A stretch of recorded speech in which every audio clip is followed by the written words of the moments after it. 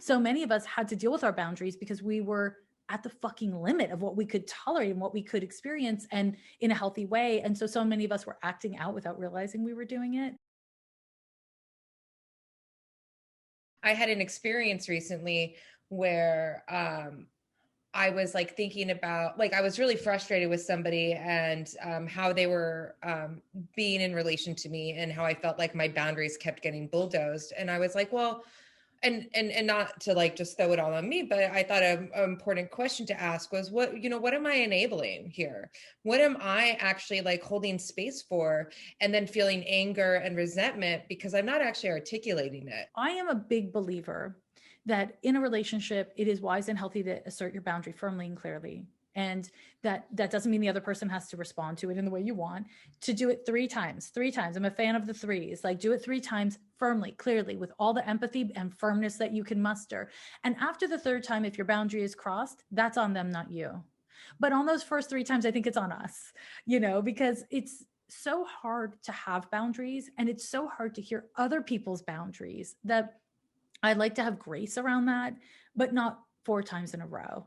No, no, no, no. 3 times, yes. The fourth time is evidence that that person doesn't want to hear it or cannot respond to it in a healthy way. And that's when it becomes on us to not consent to a situation that we know is not healthy.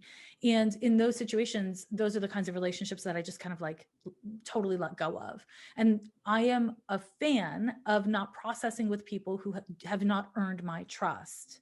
And so if like, if I can like drop advice, it's like, if somebody has broken your trust by not respecting your boundary that you've clearly and firmly been totally forthright about thrice, there's no point in processing, in my view, because that person's already broken your trust. And at that point, why drudge everything up? And, for me, as a very gay person, processing super on brand. Like, that's what we do. You know what I mean? Like, I'm very big on the processing. So I've really had to learn over the course of time that there's such a thing as too much process. Like, there's such a thing as like, you just need to fucking listen to what people are telling you about themselves and what they're telling you about what they're capable of or willing to do, and take responsibility for whether or not that works for you. And that's a difficult thing to do because it requires believing in yourself on some meaningful level. Otherwise, you can do that action, but feel really defensive about it.